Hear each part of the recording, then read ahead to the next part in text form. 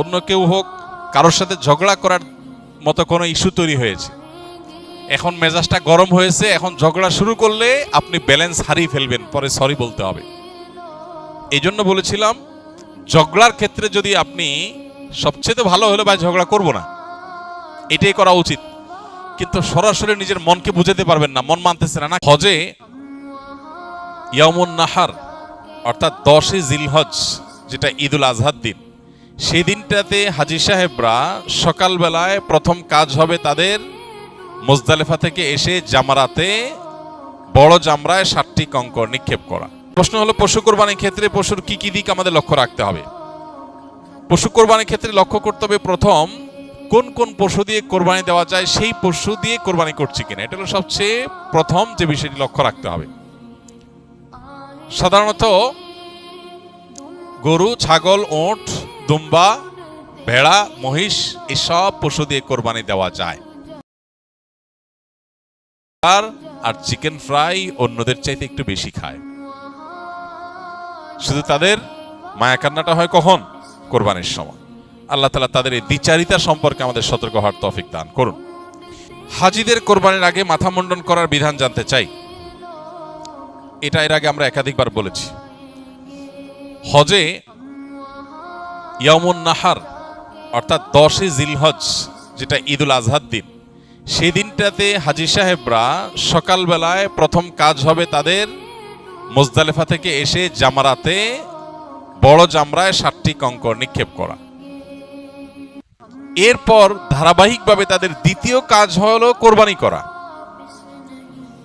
তারপরের কাজ হলো মাথা মুন্ডন করা বা চুল ছোট করা। এই যে জামারাতে পাথর মারার পর কোরবানি, তারপরে মাথা মুন্ডন, এই যে ধারাবাহিকতা, এটা রক্ষা করা একদল ইমামের মতে, ওলামাদের মতে এটি ওয়াজিব, আবার অপর দল ওলামাদের মতে এটা ওয়াজিব না, এটা মুস্তাহাব বা সুন্নাহ। এখন যাদের মতে ওয়াজিব, যেমন ওলামায়ে আহনাফ বা হানাফি মাযহাবের মুফতাবিহি কওল অনুযায়ী এটা ওয়াজিব, ইমাম আবু হানিফা রাহমাতুল্লাহ মত অনুযায়ী এটা ওয়াজিব, এবং এটা সতর্কতামূলক মত হিসাবে এটার উপরে হানাফি মাযহাবের ফতোয়া। এখন কথা হলো, বর্তমানে হাজী সাহেবরা নিজেরা জামারাতে পাথর মারার পর কোরবানি করার পথ একরকম বন্ধ বললেই চলে। সৌদি আরবে সরকারিভাবে এটা নিষিদ্ধ। কোরবানির টাকা এই বছর বিশেষ করে হজের প্যাকেজের সাথে নিয়ে নেওয়া হয়েছে, সৌদি গভর্নমেন্ট নিয়ে নিয়েছে, সবার পক্ষ থেকে সবার কোরবানি সৌদি গভর্নমেন্ট করে দিবে। অন্যান্য বছর ঐচ্ছিকভাবে মানুষ চাইলে কোরবানির জন্য টাকা জমা দিত, চাইলে নিজস্বভাবে করত। এবার একেবারে পরিপূর্ণভাবে সেই পথ বন্ধ করে দেওয়া হয়েছে। আর বিভিন্ন ছোট ছোট গ্রুপে 10 জন, 20 জন, 50 জনের কোরবানি করার যে পথ ছিল, সেই পথটা একেবারেই সৌদি গভর্নমেন্ট বন্ধ করেছে এবং এটা নিষিদ্ধ। এখন প্রশ্ন হলো, সৌদি গভর্নমেন্ট যে কোরবানি করবে তারা তো একসাথে এই যে হজ যাত্রী যতজন আছে, 15 লাখ 20 লাখ যাই হোক, এই হাজীদের সবার কোরবানি যখন একটা অথরিটি করবে, তো 20 লাখ বা 25 লাখ বা 15 লাখ যে কোরবানি হোক না কেন, এই সংখ্যক বিপুল সংখ্যক কোরবানি তো আসলে একদিনে বা 2-4 ঘন্টায় করা সম্ভব না। এটা আইয়ামুত তাশরিকের একেবারে আসর পর্যন্ত, বিকাল পর্যন্ত, এই টানা 3 দিন পর্যন্ত কোরবানি চলে।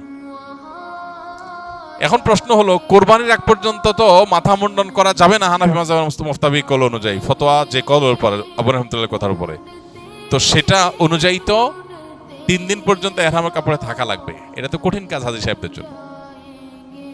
তো এই জন্য ওলামায়ে আহনাফের মধ্য থেকেই দারুল উলুম করাচি, জামিয়া বিন নূরি টাউন সহ বড় বড় দারুল ইফতাগুলো ফতোয়া দিয়েছে যে এই বিষয়ে যেহেতু অন্য ইমামদের, ইমাম মুহাম্মদ রাহিমাহুল্লাহ, ইমাম শাফি রাহিমাহুল্লাহ, ইমাম মালিক রাহিমাহুল্লাহ, এমনকি হানাফি মাযহাবের ইমাম আবু ইউসুফ, ইমাম মুহাম্মদ রাহিমাহুমুল্লাহ, এই সব জমহুর ইমামদের মতে যেহেতু এই তরতিব বা ধারাবাহিক রক্ষা করা ওয়াজিব না, এই ধারাবাহিকতা রক্ষা করা যেহেতু ওয়াজিব না, মুস্তাহাব, অতএব এটার খেলাফ করলে হজ যাত্রীর কোনো হজে অসুবিধা হবে না, এর জন্য কোনো দম আবশ্যক হবে না। বিধায় এই বছর বাংলাদেশ, পাকিস্তান, ইন্ডিয়া বা পৃথিবীর যে কোনো প্রান্ত থেকে হানাফি মাযহাবের ফলোয়ার যে সমস্ত হজ যাত্রীরা হজ করবেন, তারা যদি সৌদি গভর্নমেন্টকে যেহেতু দায়িত্ব দিয়ে দিয়েছে কোরবানির জন্য, তারা কখন করবে আমরা জানি না, তারা যদি এই দায়িত্ব দেওয়ার পর জামারাতে পাথর মারার পর মাথা চুল মুন্ডন করে ফেলেন, কোরবানি হয়েছে কিনা নিশ্চিত হওয়া ছাড়া, তারপরও তাদের হজ হয়ে যাবে ইনশাআল্লাহ, কোনো অসুবিধা হবে না এবং এর জন্য কোনো দম দিতে হবে না। আর অন্যান্য ওলামায়ে কেরাম জমহুর বা সংখ্যাগরিষ্ঠ ইমামদের যে মত যে এটা মুস্তাহাব বা সুন্নাহ ওয়াজিব না, তাদের মত অনুযায়ী কোনো অসুবিধাই নাই। বাহার কাইফ সর্বাবস্থায় খোলাসা কথা হলো যে সাধারণ অবস্থাতে হানাফি মাযহাবের ওলামাদের মুফতাবি কওল যেটা ফতোয়া যে কথার উপরে সেটা হলো যে ধারাবাহিকতা রক্ষা করতে হবে। আগে জামরাতে পাথর মারা হবে, তারপরে কোরবানি হতে হবে, তারপরে মাথা মুন্ডন করতে হবে। এটার ব্যত্যয় করলে দম আসবে, এটা স্বাভাবিক অবস্থা। যেহেতু সে অবস্থা এখন নাই, কোরবানি আমাদের হাতে না, তারা কোরবানির দায়িত্ব নিয়েছেন এবং তারা করবেন, অনেকগুলো করবেন। অতএব যদি এমন কোনো পথ খোলা থাকে যে বাংলাদেশের বা সাবকন্টিনেন্টের মানুষের কোরবানিগুলো তারা এতটার মধ্যে করে দিবে, এরকম যদি কোনো টাইমিং জানা যায় তাহলে সে পর্যন্ত অপেক্ষা করলেন, তারপরে মাথার চুল মুন্ডন করলেন। আর যদি সেটা জানা না যায় এবং সেটা যদি অনেক দীর্ঘমেয়াদী সময় হয়, এতক্ষণ টিকে থাকা কঠিন হয়, তাহলে সেক্ষেত্রে ওলামায়ে আহনাফের প্রসিদ্ধ দারুল ইফতাগুলোর ফতোয়া অনুযায়ীও এই আমলে অর্থাৎ আপনার ধারাবাহিকতা রক্ষা না করলেও হজের কোনো ক্ষতি হবে না। কি পরিমাণ বা কি ধরনের সম্পত্তি থাকলে কোরবানি ওয়াজিব হয়? এরপরে প্রশ্ন হলো পশু কোরবানির ক্ষেত্রে পশুর কি কি দিক আমাদের লক্ষ্য রাখতে হবে। পশু কোরবানির ক্ষেত্রে লক্ষ্য করতে হবে প্রথম কোন কোন পশু দিয়ে কোরবানি দেওয়া যায়, সেই পশু দিয়ে কোরবানি করছি কিনা, এটা হলো সবচেয়ে প্রথম যে বিষয়টি লক্ষ্য রাখতে হবে। সাধারণত গরু, ছাগল, ওঁট, দুম্বা, ভেড়া, মহিষ এসব পশু দিয়ে কোরবানি দেওয়া যায়। অতএব কোরবানির পশু যে নির্ধারিত সেগুলোর মধ্যে কোরবানি হতে হবে, এটা হলো প্রথম লক্ষণীয় বিষয়। দ্বিতীয় লক্ষণীয় বিষয় হলো আমাদের দেশে সাধারণত আমরা গরু বা ছাগল দিয়ে কোরবানি দেই। ছাগল, ভেড়া, দুম্বা হলে সেক্ষেত্রে বয়স হতে হবে কমপক্ষে 1 বছর, আর গরু বা মহিষ হলে তার বয়স হতে হবে কমপক্ষে 2 বছর। এখন গরু বা ছাগলের মুখের ভেতর আঙ্গুল দিয়ে দাঁত দেখে বোঝা যায় কয়টা দাঁত পড়েছে, তারপরে বছর বয়স বোঝা যায় এবং এটা অথেন্টিক। অতএব অভিজ্ঞরা যদি হাত দিয়ে দাঁত পড়া দেখে 1 দাঁত 2 দাঁত হয়েছে 2 বছর, 1 দাঁত হয়েছে 1 বছর, এটা দেখে যদি বয়স নিরূপণ করে তার উপর ভিত্তি করে কোরবানি করা যাবে। কিন্তু খোলাসা কথা হলো গরু হলো 2 বছর, ছাগল ভেড়া হলে 1 বছর বয়স হতে হবে। এটা হলো দ্বিতীয় লক্ষণীয় বিষয়। কোরবানির পশুর ক্ষেত্রে তৃতীয় লক্ষণীয় বিষয় হলো পশুটা উল্লেখযোগ্য বা দৃশ্যমান বিশেষ কোনো ত্রুটি থেকে মুক্ত হতে হবে।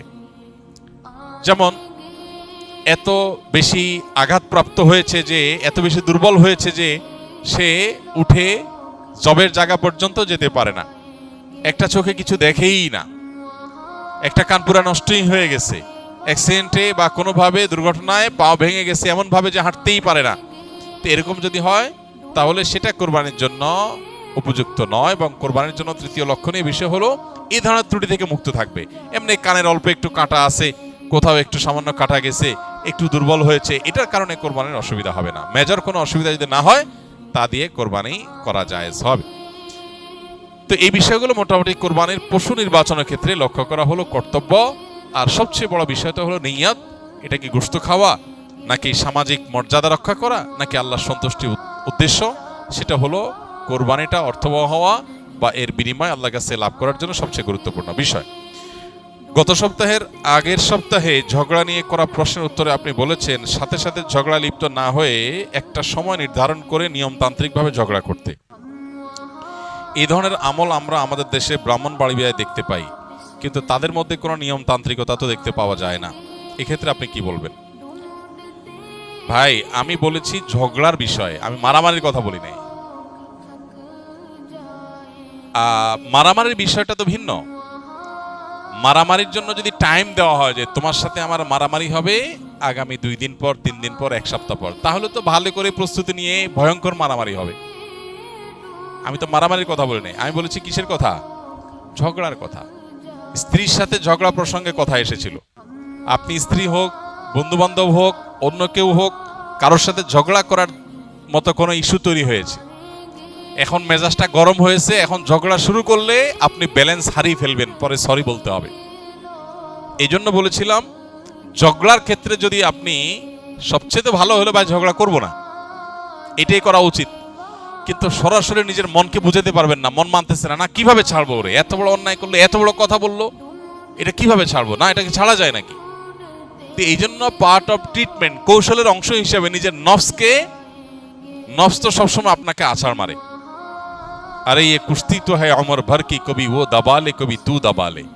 শয়তানের সাথে, নফসের সাথে লড়াই তো আপনি বেশিরভাগ সময় হেরে যান, পারেন না তার সাথে। তো এখন নফস বা আপনার প্রবৃত্তি সবসময় আপনাকে হাইকোর্ট দেখায়, এখন নফসকে একটু হাইকোর্ট দেখান, এটা কৌশল করেন। সেটা হলো কি, একদম না আমি ঝগড়াই করবো না এটা বললে নফস মানবে না, তাহলে নফস বলেন ঠিক আছে ঝগড়া করবো, তোমার কথাই ঠিক আছে, বাট এখন না, 24 ঘন্টা পর, জাস্ট 24 ঘন্টা পরে আমরা তুমুল ঝগড়া করব। এমনকি স্ত্রীকে জানাই দিলেন যে তোমার সাথে ঝগড়া হবে 2 দিন পর, এই বিষয়ে তোমার মত আমার মত দুইটাই পরিষ্কার, আমরা এটা নিয়ে ডিবেট করব বা ঝগড়া করব, যাই হোক এটা 3 দিন পর। 3 দিন পর যদি ঝগড়া সত্যি করতে বসেন, দেখবেন যে দুইজন চাওয়াচাওয়ি করতেছেন, শুরুটা কিভাবে করব, কারণ এতদিন ভুলে গেছে। অথবা এখন অস্বস্তি লাগবে, আরে বলে কই কিভাবে ঝগড়া করি, তখন দেখবেন ঝগড়া করতে গেলেও ঝগড়া আর জমতেছে না, শয়তান হেরে যাবে। আমি ঝগড়ার ক্ষেত্রে বলেছি, ঝগড়া এরকম বলে কই করতে গেলে ওই আগের যে জজবাটা ওইটা থাকে না, ফলে আপনি জিতে যাবেন, শয়তান হেরে যাবে, আপনার সরি বলতে হবে না। এটা হলো নিজের নফসকে নিয়ন্ত্রণ করবার জন্য একটা টিপস বলেছিলাম। কিন্তু মারামারি ভিন্ন জিনিস। মারামারি যদি ঘোষণা দিয়ে হয় যে আগামী শুক্রবার জুমার পরে মারামারি হবে, তাহলে তো টেটা, বল্লম, দাও, কুড়াল, খন্তা, লাঠি, সোটা এগুলো সব তৈরি করার সময় আরো হবে, মারামারিটা আরো জম্পেশ হবে। মারামারির ক্ষেত্রে আমি বলি নাই যে সময় দিয়ে করতে, এর মানে মারামারি আবার তৎক্ষণাৎ করতেও বলি নাই, মারামারি করাই উচিত না। কিন্তু ঝগড়া, বিশেষ করে ঘরোয়া ঝগড়া যেটা বউয়ের সাথে একান্ত নিজেদের মধ্যে, এটা নফস মানে না, না কিভাবে ছেড়ে দেই তারে, কেমনে সম্ভব। নফসে বলেন ঠিক আছে ছাড়ার দরকার নাই, তুমি করো, একটু সময় নিয়ে করো।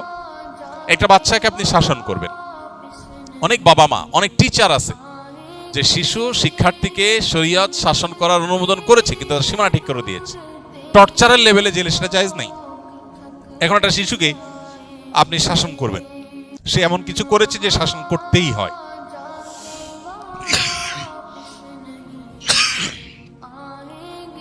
এখন শাসন করতে গিয়ে যদি আপনি তৎক্ষণাৎ শাসন করতে যান, আপনার মেজাজ গরম হয়ে যাবে, আপনি সীমা ছাড়া চলে যাবেন। তাকে হয়তো 2টা ধমক দিলে হয়তো সেখানে আপনি দিবেন তাকে এমন মায়ের যে মায়ের সে অসুস্থ হয়ে যাবে, পরে আপনি মনে মনে বলবেন ও সরি, ভুল হয়ে গেছে। তো এই জন্য এই শাসনটা বিলম্ব করেন, 6 ঘন্টা, 8 ঘন্টা, 10 ঘন্টা, 12 ঘন্টা, একদিন পরে করেন, দেখবেন যে আপনার মেজাজ এখন ব্যালেন্সে চলে আসছে। এটা হলো এই জাতীয় বিষয়গুলোর জন্য বলেছি, মারামারির ক্ষেত্রে এটা বলি নাই।